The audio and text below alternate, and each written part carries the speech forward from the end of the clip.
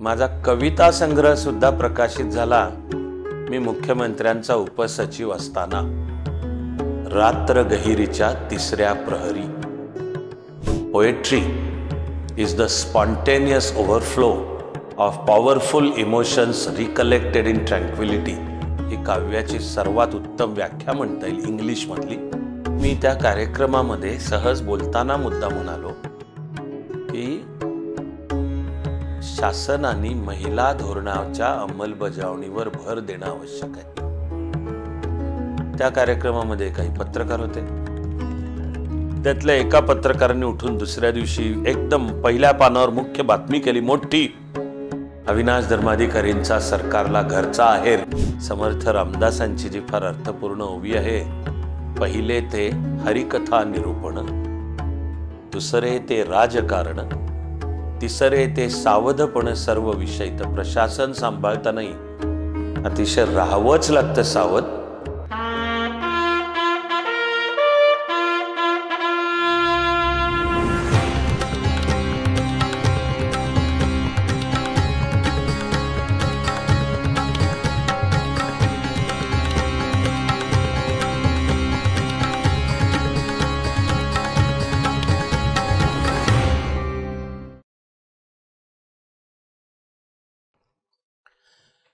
प्रशासनात काम करणं हाच एक सर्व अंगांनी जीवन समृद्ध करणारा अनुभव आहे आणि तसा तो माझ्याकरताही ठरला। त्यातून मला मिळालेला व्हॅन्टेज पॉइंट तर आहे IAS अधिकारी, आणि त्यात सुद्धा सेवा जी 10 वर्ष केली, एकदाही कधीही न मागता पण एकाहून एक महत्त्वाच्या जबाबदाऱ्या मिळत मुख्यमंत्र्यांचा उपसचिव या पदापर्यंत संधी मिळाली।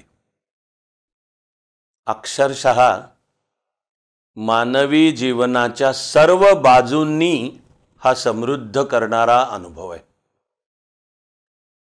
एक तर प्रशासन ही जी व्यवस्था आहे हीच एकूण महाराष्ट्र राज्य, देश आणि हे विश्व जग चालण्याच्या व्यवस्थेच्या बरोबर अशी गाभ्यामध्ये जवळजवळ मध्यवर्ती येते की देश चालवण्याची राजकीय व्यवस्था, आर्थिक व्यवस्था, समाज व्यवस्था, एक पूर्ण सांस्कृतिक विश्व आणि या सर्वांसहित उद्योग विश्व, कला विश्व, मानवी जीवनाचं एकही क्षेत्र असं नाही की ज्याच्याशी प्रशासनाचा संबंध येत नाही।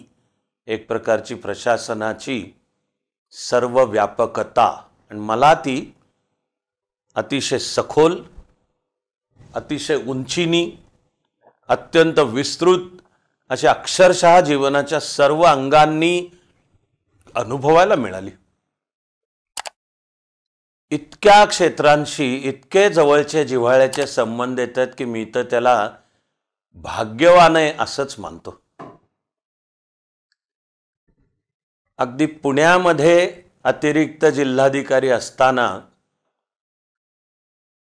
सवाई गंधर्व महोत्सवाला कायदा सुव्यवस्थेची काही समस्या तयार होणे आणि मग ती दूर करून हा जो भारताची शान असलेला सवाई गंधर्व महोत्सव सुरळीत, सात्विक आणि आनंददायक असा पार पडला पाहिजे, यासाठी काम करताना एकाहून एक असामान्य दिग्गज कलाकारांशी आलेले संबंध आहेत। उस्ताद झाकीरबाई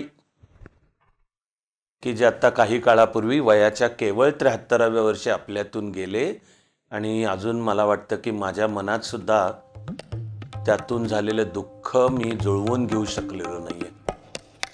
झाकीरबाई एक भारतीय संस्कृतीचा मानबिंदू आहेत। संपूर्ण जगाला ज्यांनी भारतीय संस्कृती, त्यामागचा संगीताचा विचार, त्यातलं तबला हे तालवाद्य जे व्यक्तिशः माझं सर्वात लाडकं वाद्य आहे, आणि ते जगाच्या पातळीला नेऊन ठेवून केवढा समृद्ध वारसा तयार केला, असे बासरीचे पंडित हरिप्रसाद चौरासिया, सांगीन तेवढी नावं कमी आहेत। हे जे समृद्ध असं भारतीय शास्त्रीय संगीताचा वारसा आहे, त्यातून पुण्यात अतिरिक्त जिल्हाधिकारी असण्याच्या वर्षीचा सवाई गंधर्व तर उलट एक प्रकारे कायदा सुव्यवस्थेची ड्युटी करण्यासाठी पण तिथे डिस्ट्रिक्ट मॅजिस्ट्रेट असावा, जिल्हा दंडाधिकारी म्हणून पहिल्या कोचवर पंडित भीमसेनजींच्या शेजारी. माझी तर कायम भावना आहे की त्यांच्या चरणाशी बसायला मिळालं तरी आपलं भाग्य आहे. मला असं शेजारी बसायला मिळालं. त्याच काळामध्ये माझेच मित्र आहेत विदुर महाजन, की जो सतारी मधला एक असामान्य स्वतः थोर कलाकार आहे. त्यांनी इकडे तळेगावच्या बाजूला संगीताचं प्रशिक्षण देणारी संस्था काढली.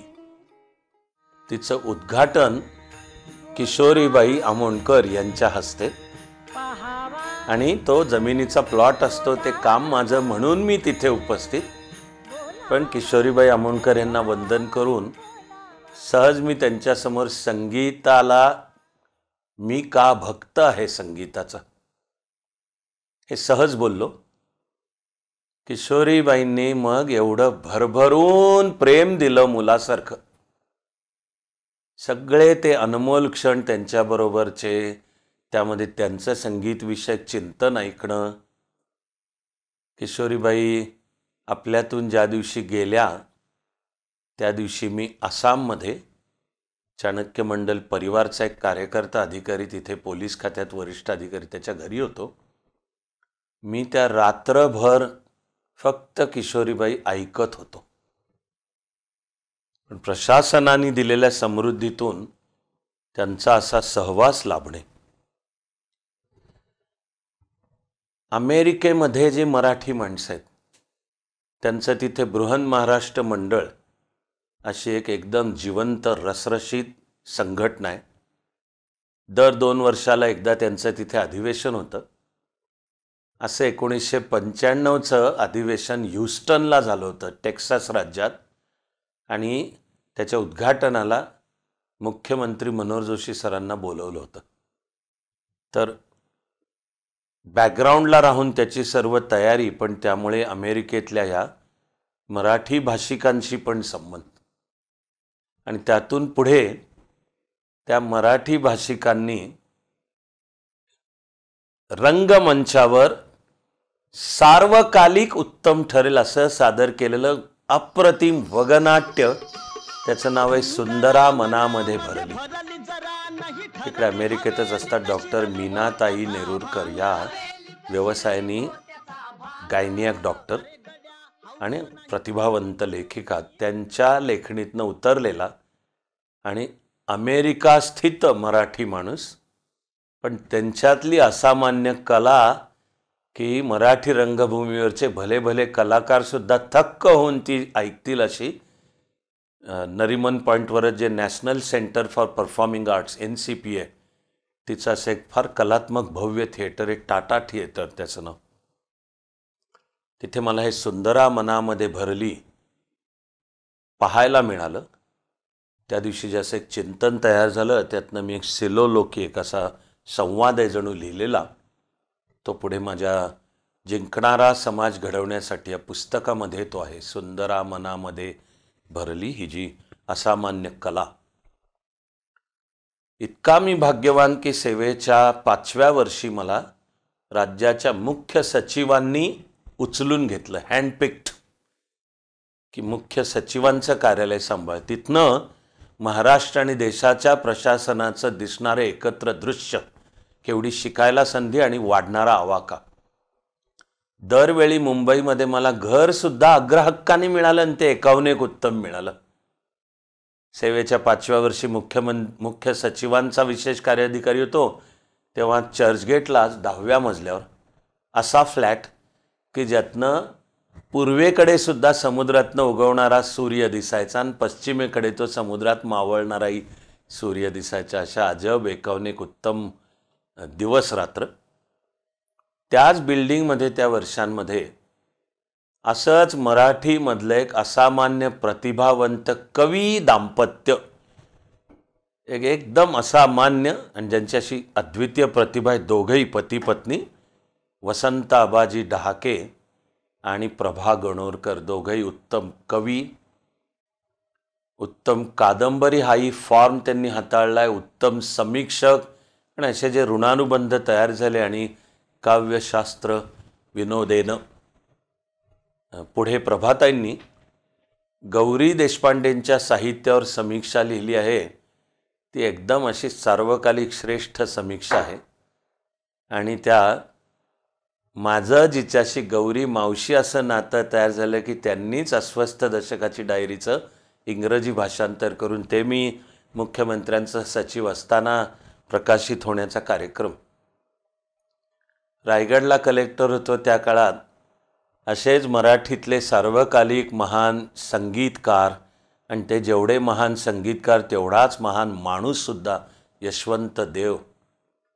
अक्षरशः सांगतो मी तुम्हाला, सात्विकतेचा मूर्तिमंत पुतळा आणि संगीतामधली त्यांची जी असामान्य प्रतिभा, माझे त्यांचे ऋणानुबंध तयार झाले आणि वाढत गेले. अशा एक सार्वकालिक श्रेष्ठ लेखिका, कार्यकर्त्या, फार स्वातंत्र्य चळवळीपासून ते विद्वत्तेमध्ये आणि जी आपली भारतीय मूल्यव्यवस्था आहे, निस्पृहता, ह्याचा आदर्श म्हणजे दुर्गा भागवत.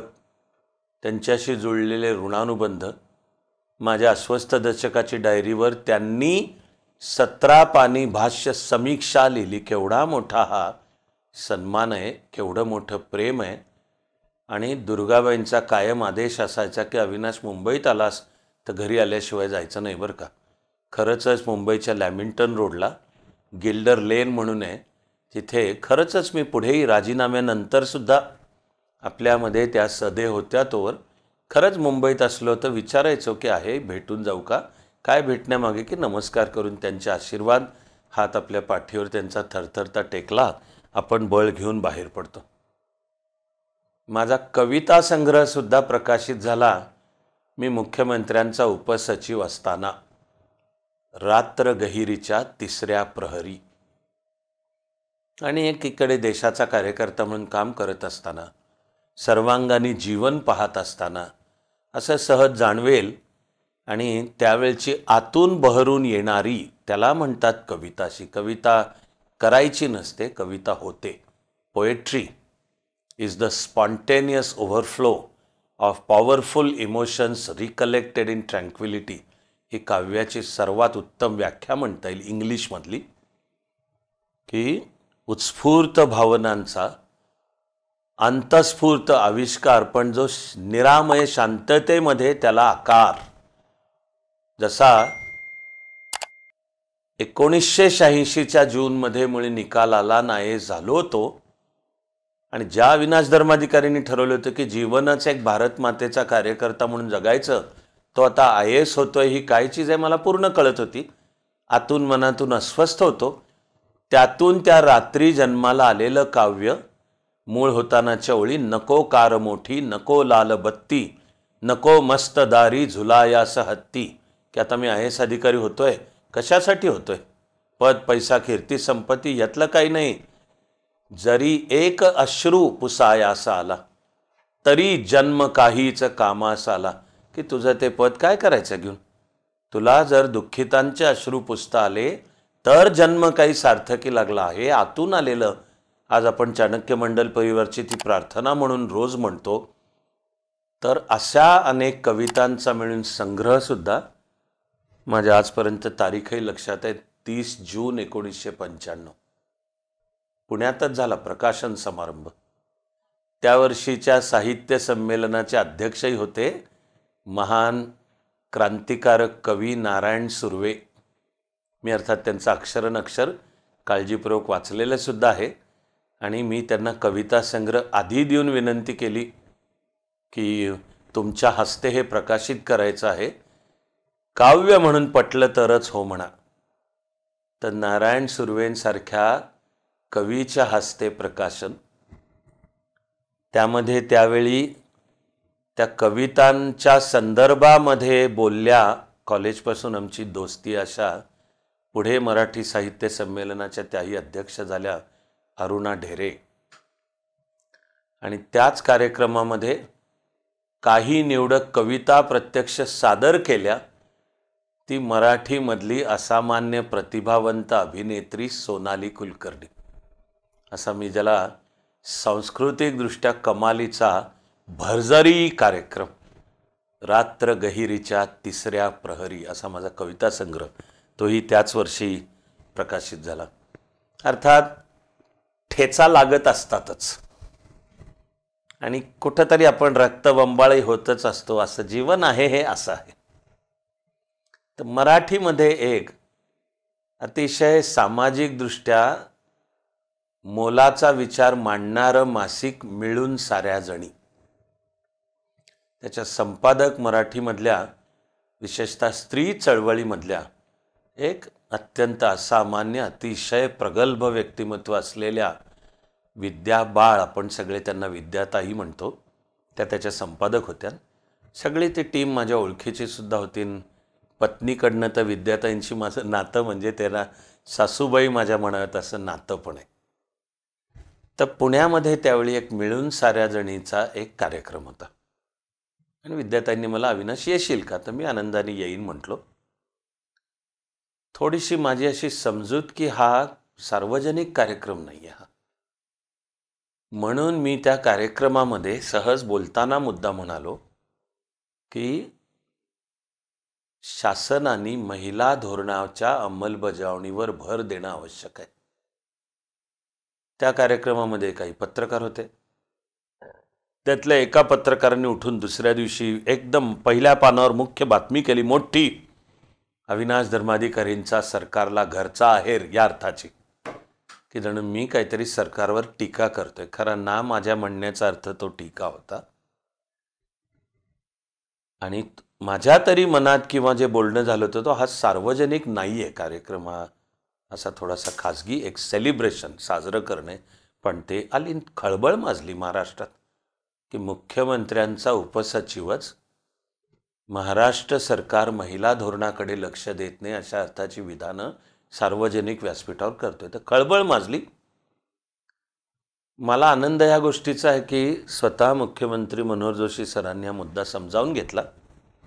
लक्षात आलं त्यांच्या मीडियाचं काम आणि त्यातून उद्भवलेली आणि 1-2 दिवसांची सनसनाटी खळबळ तयार होईल अशी काहीतरी बातमी करता मला मनोहर जोशी सर फक्त म्हणाले, तुमचा खुलासा सांगा, तो त्या पेपरकडे पाठवा आणि विषय संपला. तशी ही लागलेली एक ठेचच आहे की नाही म्हणलं तरी समर्थ रामदासांची जी फार अर्थपूर्ण ओवी आहे, पहिले ते हरिकथा निरूपण, दुसरे ते राजकारण, तिसरे ते सावधपण सर्व विषय. तर प्रशासन सांभाळतानाही अतिशय राहावंच लागतं सावध. त्या सावधतेमध्ये असं एक क्षणभराचं जरी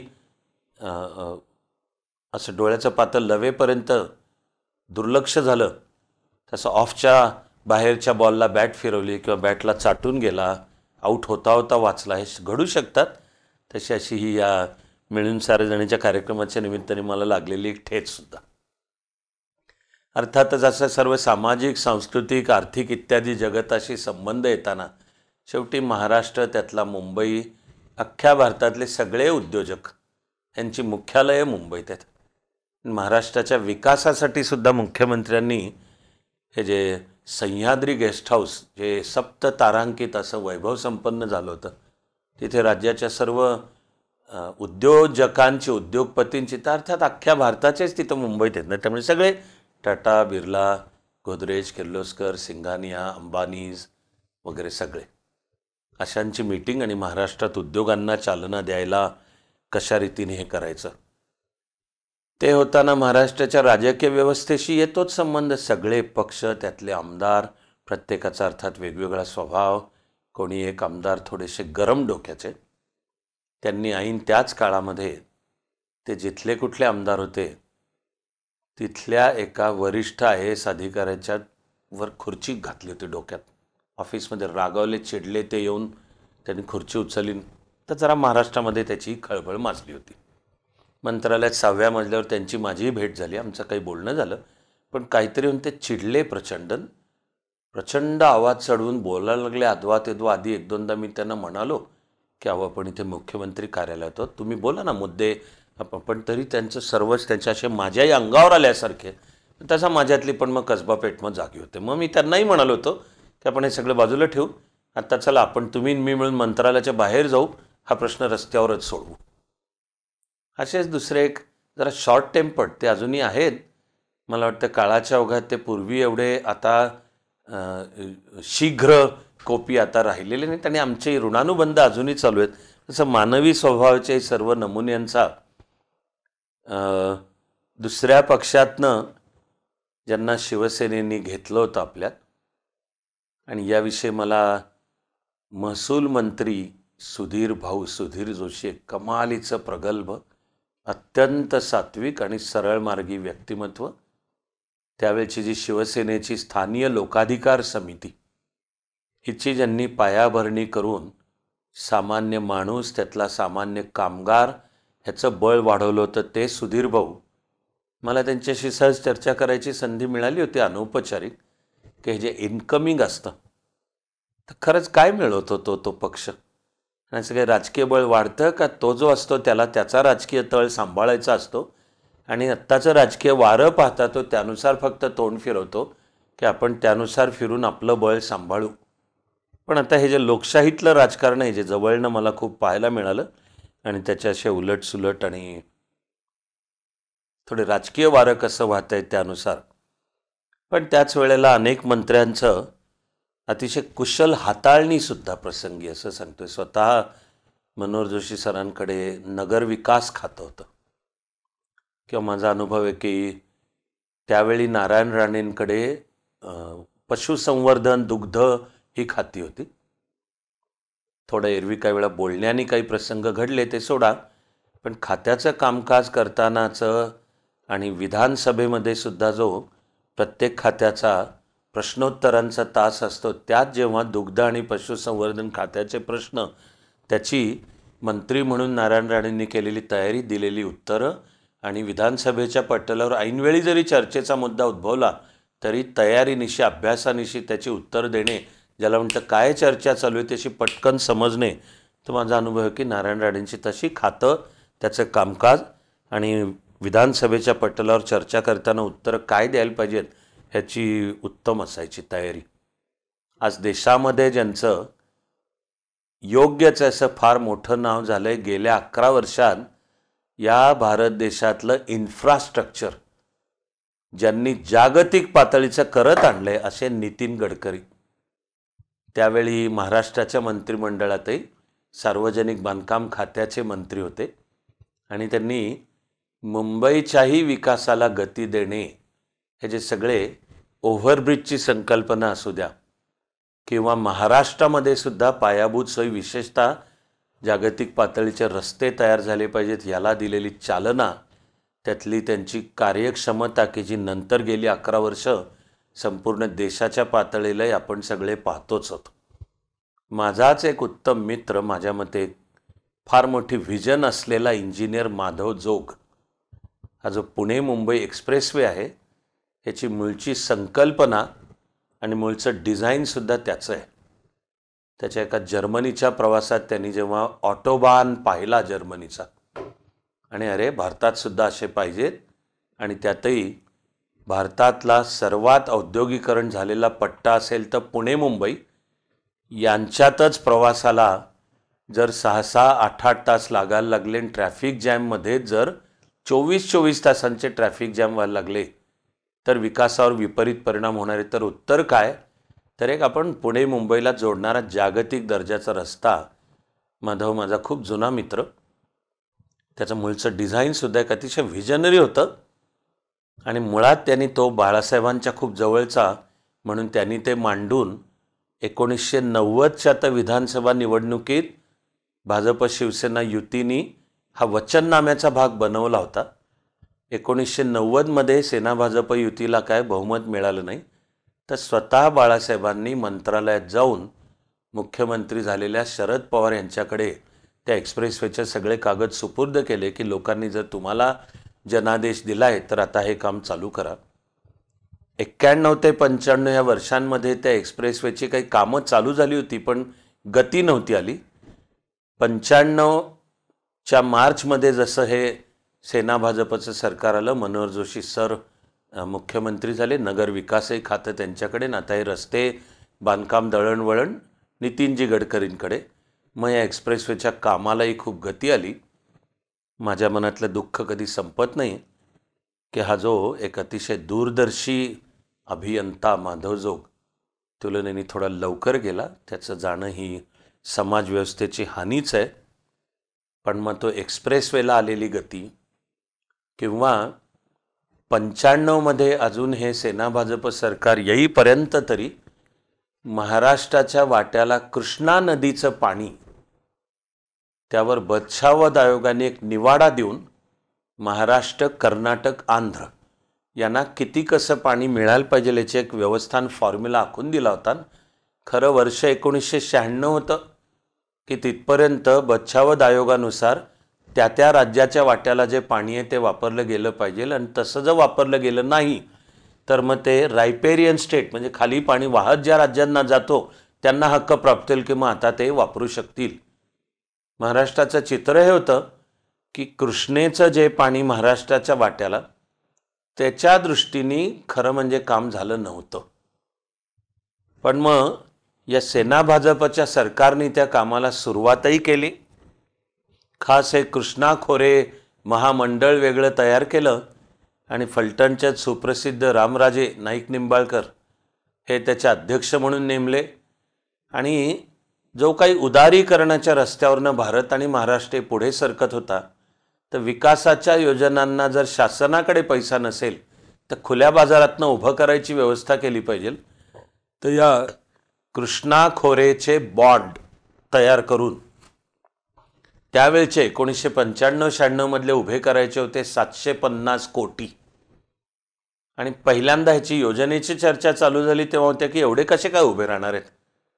पण खरंच ते बॉन्ड तयार झाले, ते जाहीर करण्यात आले आणि बघता बघता उलट त्याची 1,500 कोटीपर्यंत पोचली की लोकांनी ते बॉन्ड घेतले. अशी विकासाला चालना देणारं यामध्येही मला खूप जवळनं सहभागी होता आलं. लोकसभेची जी वर्षातनं 3दा अधिवेशनं होतात, तर या प्रत्येक अधिवेशनापूर्वी मुख्यमंत्री महाराष्ट्रातल्या लोकसभा आणि राज्यसभेतल्या खासदारांची एक विशेष बैठक बोलवतात आणि राज्याचे कोणते विषय केंद्र सरकारकडे प्रलंबित आहेत दरवेळी त्याचा अतिशय उत्तम अभ्यासून एक पुस्तिका तयार होते. ते माझ्याकडे असायचं काम की ती सर्व माहिती पृथक्करण करून दर लोकसभा अधिवेशनाच्या आधी हा जो मुख्यमंत्र्यांचं निमंत्रण आणि आपल्याला राज्याच्या विकासाचे कोणते प्रश्न केंद्रापाशी प्रलंबित आहेत ते मांडायचे आहेत. मग त्या निमित्ताने अर्थात जो अभ्यास करायचा त्याच्यात महाराष्ट्राचे सगळे मुद्दे पार हा जो बेळगाव धारवाड म्हणजे महाराष्ट्र कर्नाटक सीमावादापासून ते जे काही विकासाचे आणि केंद्रातले कोणत्या मान्यता आहेत हे सगळे विषय मला खूप जवळनं अभ्यासही करायला मिळाले. एक हशू अडवाणीजींसारखा त्यांच्याकडे महाराष्ट्राचं उद्योग खातं होतं. खरंच जुन्या पिढीतले एक मूळचे आदर्श संघ स्वयंसेवक पुढे राजकारणात आणि अत्यंत कार्यक्षम असे उद्योगमंत्री किंवा शिवसेनेचे लीलाधर डाके मला ह्या सर्वांना खूप जवळनं पाहायला मिळालं. त्यावेळी अजून बाळासाहेब होते. एकसंधी शिवसेना आणि अर्थात बाळासाहेबांचा प्रभाव. तर उद्धव ठाकरे आणि राज ठाकरे हे सुद्धा दोघंही मग राजकारणात होते.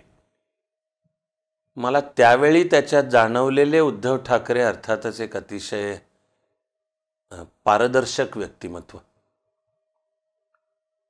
मला वाटतं की मूळचा काय आपणहून पिंड त्यांचा तसा राजकारणाचा किंवा जे राजकारणातली धसमुसळेपणा असतो तसा नाही. एक मूळचा कलाकार माणूस, त्यातही फोटोग्राफी आणि कर्तव्याचा भाग म्हणून शिवसेनेचं जे काही पक्षीय संघटना ह्याच्या कामामध्ये पुढच्या 30 वर्षांची जी काही गोष्ट आहे ती आहे. राज ठाकरे एक देखणं व्यक्तिमत्व आणि मुळातूनच ज्यांचे व्यक्तिमत्वाचीच ठेवण राजकीय पुढाऱ्याची, असं मला त्या काळात विचार करताना कायम वाटायचं की काँग्रेसमध्ये जसे राजीव गांधी होते तसे काहीसे शिवसेनेत उद्धव ठाकरे. माझ्या म्हणण्याचा अर्थ आहे की राजीव गांधींचे मूळ व्यक्तिमत्व हे राजकीय पुढाऱ्याचं नाही, उलट ते राजकारणापासून दूरच होते.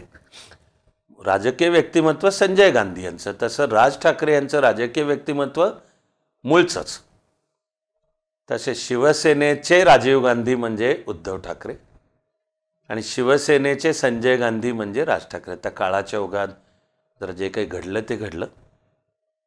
पण माझा मुख्यमंत्र्यांचे उपसचिव म्हणून काम करतानाचा अनुभव हा एक उद्धव ठाकरेंचे एक वेळ तर आहे की मुंबईमधली एक पूर्ण बेकायदेशीर बांधकाम आणि तसे टोलेजंगम मार्केट होतं अंडरवर्ल्डशी संबंधित, आणि दुर्दैवाने त्यांचे काही राजकीय कॉन्टॅक्ट्स होते, पण प्रशासनाने त्याच्यावर कारवाई करून ते पाडून टाकायचं ठरवलं होतं. ती पाडून टाकायची कारवाई ज्या सकाळी सुरू झाली त्या सकाळी मला उद्धव ठाकरेंचा फोन आला हे सांगायला की कुणाचीही नावं घेत उद्धव ठाकरे ते बोलताना म्हणाले, आमचं जरी नाव घेतलं तरी ही कारवाई थांबवायची नाही आहे, ही कारवाई बरोबर आहे आणि त्यानुसार ती झालीच पाहिजे, असं मला बोलणंही लक्षात आहे. राजकीय चातुर्य असलेले राज ठाकरे एके वेळी मला म्हणाले, अमुक ठिकाणी मला भेटायला येता का. मला बाळासाहेबांनी बोलवलं तर अर्थातच मी मातोश्री असो किंवा ते दादरच्या 5 गार्डन भागात राहत होते, एक प्रकारच्या त्यांचं वय, त्यांचा अनुभव, समाजातलं त्यांचं स्थान भेटायला जायचो. तसं राज ठाकरे जेव्हा म्हणाले मला भेटायला येता का, मी सौम्यपणेच सांगितलं नाही येणार. मग आमची तिसऱ्या एका शांत ठिकाणी भेटही झाली. मला ते सहज बोलताना म्हणाले, आम्हाला मुख्यमंत्री कामकाज काय करतायत आम्हाला कळत राहिलं पाहिजे.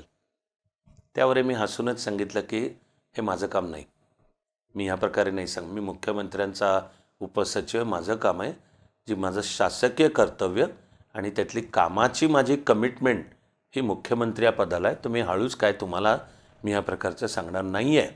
आनंदाची गोष्ट म्हणजे हेही अत्यंत मैत्रीपूर्ण चर्चा होऊन माझी भावना आहे ना तेव्हा ना आजपर्यंत म्हणून काही आमच्या वैयक्तिक संबंधात कुठे दुरावा किंवा मग तुमच्याकडे बघून घेतो टाईपचं ह्यातलं यत्किंचितही काही नव्हतं.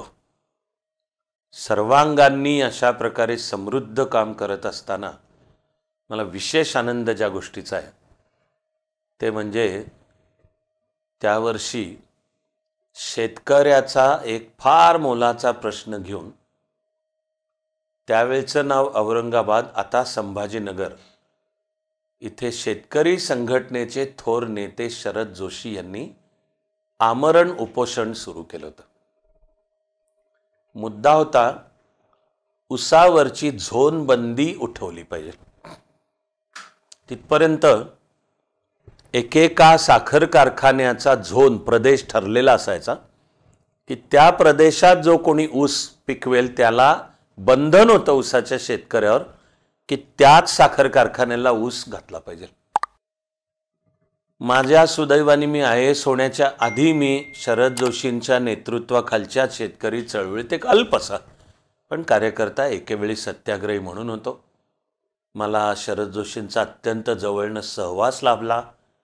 1983-84 मध्ये तर अख्ख्या महाराष्ट्रात त्यांच्याबरोबर प्रवास करत ते सामान्य शेतकऱ्याशी कशा प्रकारे संवाद साधत होते, अर्थशास्त्र शेतकऱ्याला समजावून सांगत होते आणि आपला शेतकरीसुद्धा अत्यंत बुद्धिमान आहे हे कागदावर नाही, मी हे जवळनं पाहत, अनुभव घेत, सहभागी होत, आणि शरद जोशींनी मांडलेलं शेतीचं अर्थशास्त्र आणि उत्पादन खर्चावर आधारित रास्त भाव मिळाला पाहिजे, तर मी मानतो की त्याचा मी पण एक सहभागी आहे. म्हणून त्यांनी जेव्हा मी मुख्यमंत्र्यांचं उपसचिव होतो औरंगाबादला झोन बंदीच्या मुद्द्यावरनं उपोषण त्यांनी सुरू केलं की शेतकऱ्यावरची तुम्ही बंधन काढून टाका. या बंधनामुळे शेतकऱ्याच्या गळ्याभोवती जे अनेक फास आहेत त्यातला आणखी एक फास होता. आणि मग तो कारखाना जो राजकारणाचा अड्डा आहे त्याला जेव्हा माहिती आहे की शेतकऱ्याला चॉईसच नाही, तुला तुझा ऊस माझ्याकडे घालावाच लागणार आहे, मग त्यामधून मी सांगीन तो भाव, घालायचं तर घाल, नाही तर बघ. शिवाय त्याच्यात आणखी खूप असतात राजकारण. कोणाचा ऊस केव्हा कापायचा, नाही तर तो नुसताच शेतात ठेवायचा. ऊस तोडणी केव्हा झाली पाहिजेचं एक शास्त्र आहे, तरच त्या ऊसाला भाव चांगला येतो आणि उतारा चांगला मिळतो. त्या मर्यादेच्या पलीकडे जर शेतात ऊस उभा राहिला तर शेतकऱ्याचा तोटा होणं चालू होतं. एक प्रकारची शेतकऱ्याला निर्माण करून ठेवलेली मजबुरी. झोनबंदी उठणे म्हणजे शेतकऱ्याला आता स्वातंत्र्य आहे की तुझा ऊस तू कुठेही नेऊन घाल. याचा अर्थ आहे की आता कारखान्यांमध्ये मग स्पर्धा लागणार की आम्ही तुला जास्त चांगला भाव देतो, तू तुझा ऊस आमच्याकडे दे. तर झोनबंदी उठवण्याचा मुद्दा होता. मला आनंद आहे की मी ह्याचं ब्रीफिंग स्वतः मुख्यमंत्र्यांसहित संपूर्ण कॅबिनेटला देऊ शकलो. दृष्टिकोन मांडताना मी मांडला की हा बरोबर आहे, हे प्रगतीचं पुढचं पाऊल आहे. आणि मग संपूर्ण मंत्रिमंडळाचं ठरलं त्यानुसार त्यावेळी उपमुख्यमंत्री असलेले गोपीनाथ मुंडे खातं त्यांच्याकडे गृह खातं होतं, पण जे राज्याचं विमान असतं तर आम्ही मग त्या विमानातून औरंगाबादला जाऊन स्वतः उपमुख्यमंत्री गोपीनाथ मुंडे शरद जोशींशी बोलले.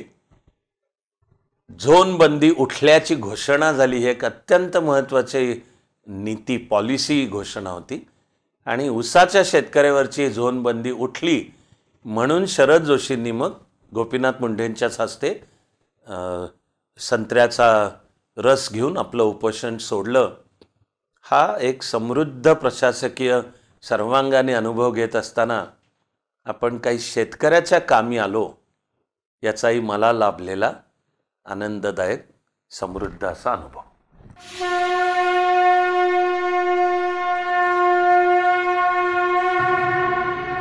जरी एक अश्रू पुसायास आला, तरी जन्म काहीच कामास आला.